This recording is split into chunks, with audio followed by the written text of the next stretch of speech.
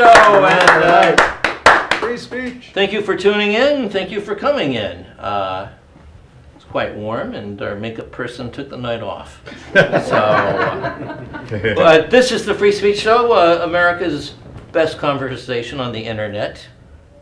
At least we'll say that. You know, if Rush Limbaugh can be excellent in broadcasting, we could be the internet's best conversation. Peabody. We all have Peabody. Have a big trunk full of Peabody. Yeah, Bill O'Reilly couldn't make it tonight, but because it is a Peabody convention. But I'm Bill Bronner, and we have a topic. Tonight's topic is.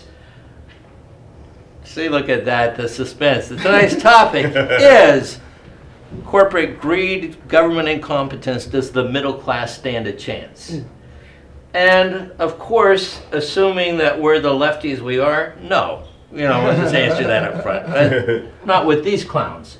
But here's the problem that we have is the government and the corporations have essentially become united through generous campaign contributions. And their interests are united and as one. Because who's the guy who got you elected, Bobby? The money man. So you do what the money man says. But what we have is we have a country where corporations, there's never enough. You know, they have to have earnings growth of 25% per year to keep the shareholders happy. And of course, they could give a shit whether the employees are happy. That's not part of their real interest. They're, you know, are the employees happy? Does that come up at the board meetings? Not too much. But what we have is we have the greed of the corporations. And a lot of this is like this Ponzi scheme where, oh, you know what? That company has a lot of money in their pension plan that we could use to buy another company with, and the stock is low, so let's buy the company, sell the pension plan, all of our shitty new stock that we've issued to buy this company, and go buy another company and fuck those employees too. And then you find out that, oh, my pension plan is now meaningless. Oh, maybe we should have a national pension plan. But what we have is a government that I don't know if you watch Fox News on Saturday mornings, but they have all the investment advisors. It's like 5 rich guys going, well, we can't have a Democrat because they'll raise taxes. Well, you know they're going to ruin the economy. You know that they're going to let the unions take over, and it's all this stuff. And it's a very fascinating thing. And they talk about. You know, and what I want is a news station that talks about, hey, how did the workers do this week? How did wages do this week? And you know, and I want that at the end of every newscast, not the, you know, where the Dow Jones finished up. I want to know what the average hourly wage was in this country. Right. So what we have is we have a government that has decided, hey, to make corporations look better, let's be bigger fuck-ups. And hey, Katrina, what do you say? Let's just really make people think the federal government is a piece of shit. Because those people really aren't voters anyhow. The drowning people, you know. Or at least they won't be voting next time. Yeah. But and so we have a president who is dedicated to the premise that government sucks. Yeah. And he's the head of suck number 1. So the middle class, here we are, you know, we talk about, oh, Medicare. Well, of course, suck number 1 did pass the Prescription Drug Act for Medicare, so that we could buy drugs at maximum prices for all the old people who need, you know, like 6 prescriptions a month. And so now, oh, but we've got to privatize all this shit because we've just saddled up. We have no way of knowing how to pay for this. So let's turn it over to some corporation who can't fund their pension plan. And rather than the obvious solution, and of course I say this over and over on the show, the obvious solution is remove the cap on income that you have to pay Social Security taxes on. There is no reason why someone who's taking home $180 million in a year, like the head of one of these big health plans did last year, why he only pays Social Security on the first $92,000 of that. So that other $179,920,000, fuck old people. They don't deserve any of that. So no one wants to talk about that. It's not, not even Obama. I mean, Kucinich, well, I have heard Kucinich talk about it a little bit, but I'm going to stop now because I've got enough stuff. I've said enough shit. Yeah. And I've used enough time. All right, so all this is going to be wiped out of here. So this guy is a genius. Because that's the thing you can never do in a real thing. Erase that. Yeah. You're never going to see anyone funnier than this guy. I saw the standing O every time he plays Shea Stadium. It's Gary Gordon. Yeah.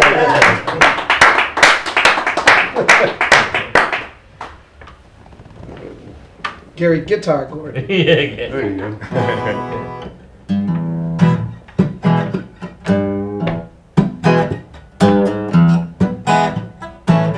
I don't know much about history, don't know much biology. I don't know much about the French I took, never looked into my science book. But I do know that I love you, and I know that if you love me too, what a wonderful world it will be.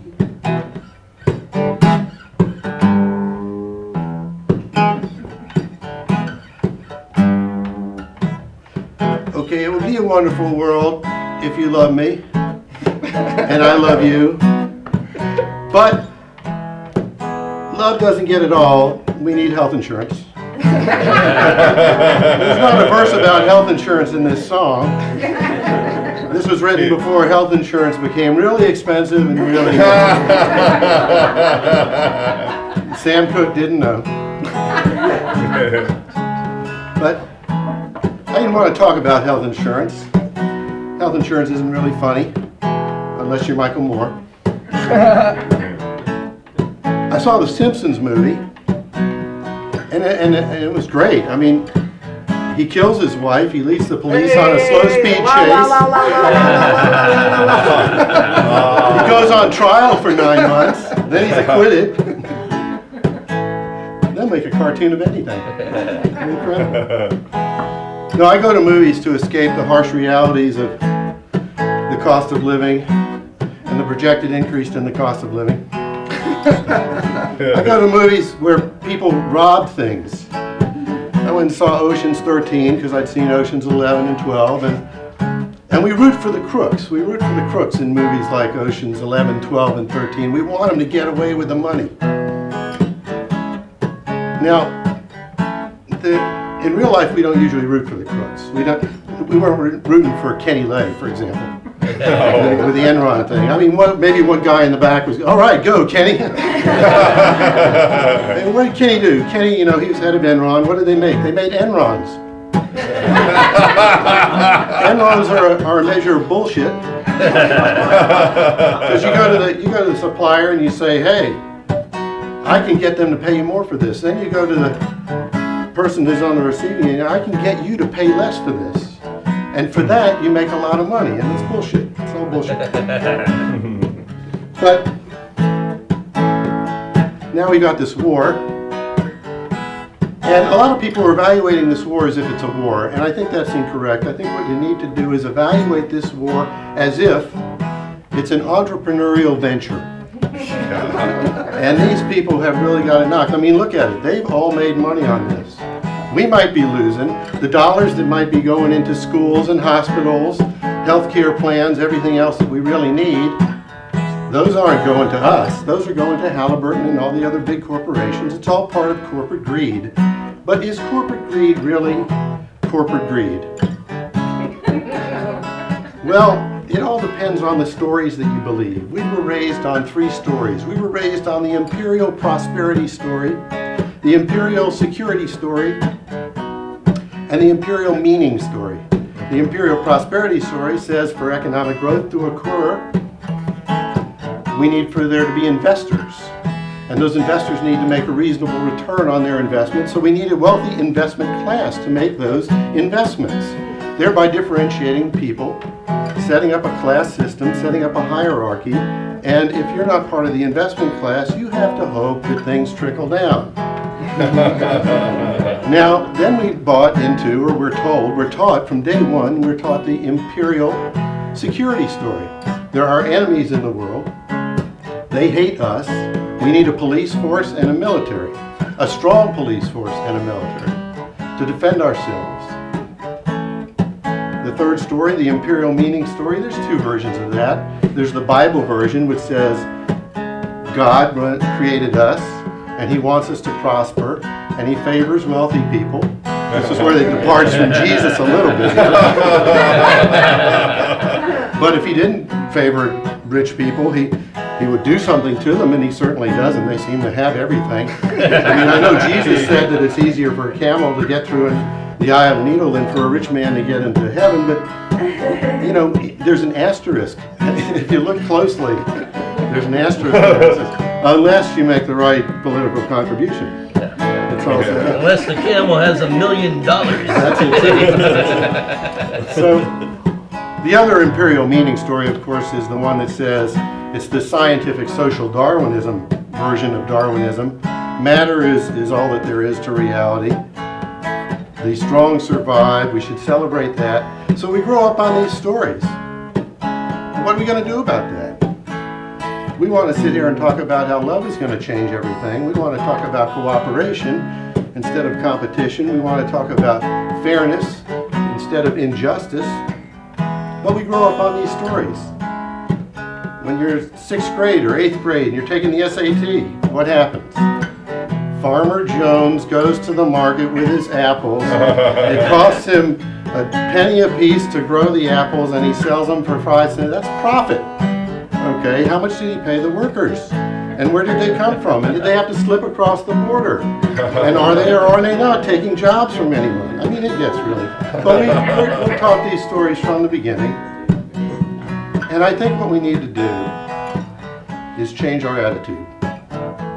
I'm not going to be a Pollyanna about this. It's not going to be easy. We have to accept corporate greed. We have to accept that the role of history and our place in history is to return to the days when we had one of 2 choices. We could either be indentured servants and slaves, or we could be members of the Foreign Legion, conquering foreign people and winning their money and their goods, raping their women, pillaging their pillages. Because those were the great empires. Egypt, the Aztecs, the Incas, all around the globe, all throughout history. So one day, as an indentured servant, and your son looks up at you and says, "What'd you do today?" And you say, "Well, I helped haul stone number 4,722, and there it is up in that pyramid." Well, I don't like that ending either. But the fact is, in 1775, they dumped the tea. And we're not doing that. We're just buying the tea. We're buying the tea, we're buying the jeans. We don't even think about where our food comes from and where our clothes come from. So that's what we got to do. We got to think about, like our revolutionary forebears did. Where's the stuff coming from? What's it mean? And what are we going to do about it? We got to dump the tea. But then again, I don't know much about history, I don't know much biology. I never looked into my economics book. I never got too good at my, well, I was reading comic books. But I know that I love you. And I know that if you love me too, what a wonderful world it would be. What a wonderful world it would be.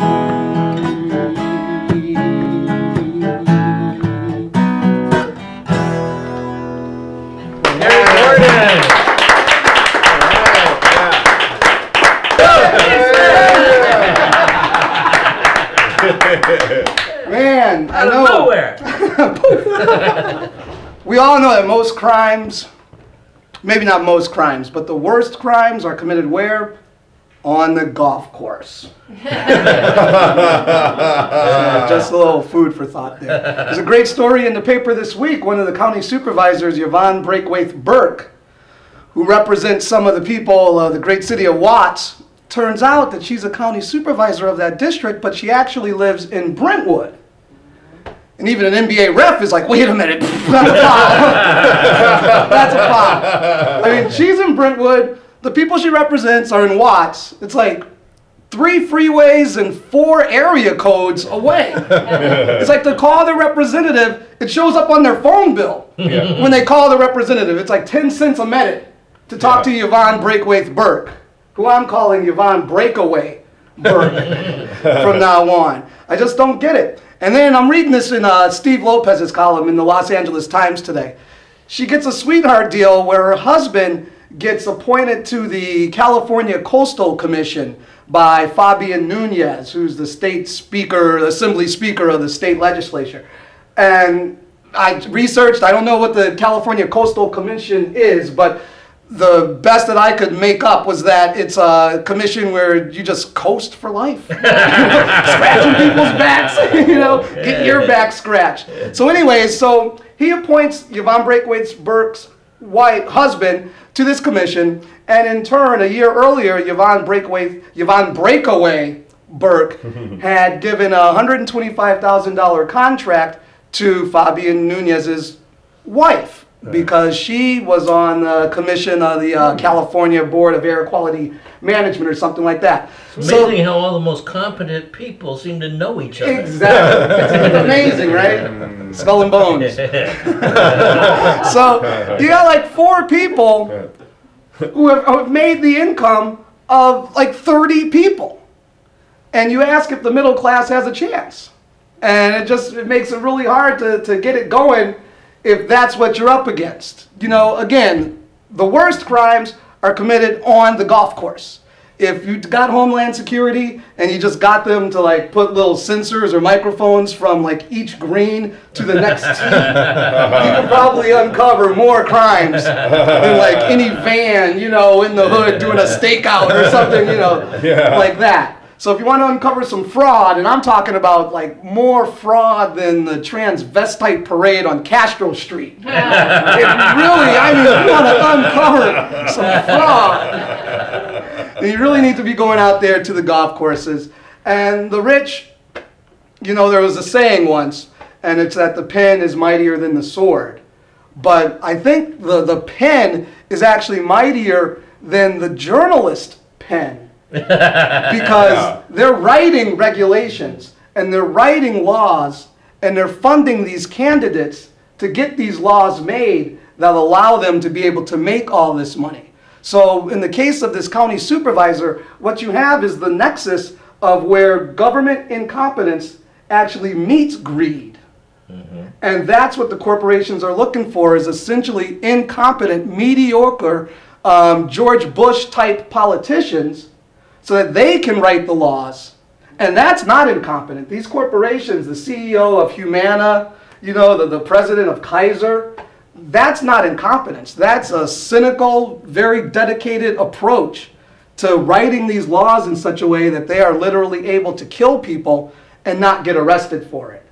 So the middle class does have a chance. I've said it before. You can just scroll on the Free Speech Show list and click and see my face and click once again. You can't vote for a Democrat and you can't vote for a Republican And you just have to make the leap. You have to go into the ballot box in the ballot booth and just pick anyone other than Democrats and Republicans. I promise you, your water will still work. Your trash will still get picked up. These things will happen, but there has to be some way of us letting them know that we're not going to stand for it anymore. And if we fail to do that, then they're going to keep on doing what they're doing, and probably out of the 15,000 of us standing here, there's probably going to be about 9,000 of us that end up in those corporate jobs that we're bagging on right now. So you better be careful as you step. And I'm the real Steve Smith. I'll see you in the big money round. All right, real Everybody, how's everybody doing? You know, you ladies, you shop different from guys. Am I right about that, ladies? Yeah. I gotta stand there with your purse and wait for you to change. No, that's hers. I don't have a purse.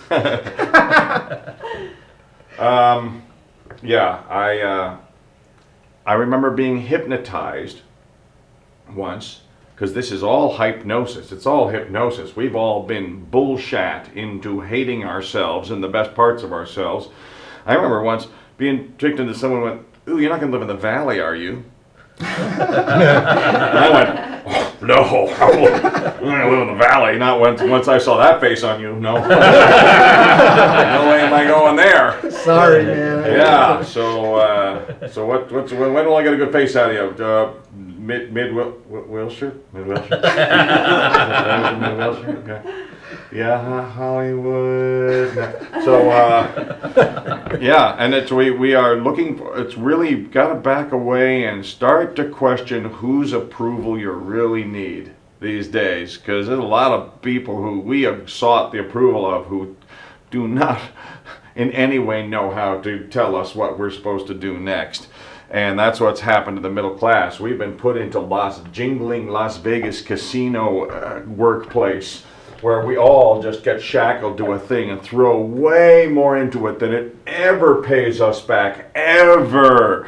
And then 5 rows away, jing, jing, jing, someone wins and moves up 1 floor. And then that becomes what we go, I wish I was them. Wow. More of my existence, and wait and nothing, and wait and nothing, and then retire and die and be replaced with new worker unit to wait and nothing.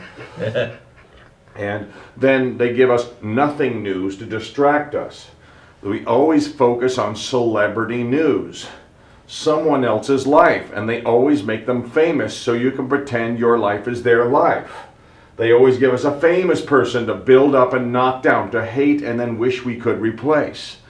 That's how this trick works. They've duped us into wanting to be people we fucking hate. We can't stand the people we want to be like. And yet we want to be like them, and I want that moron's house. Like,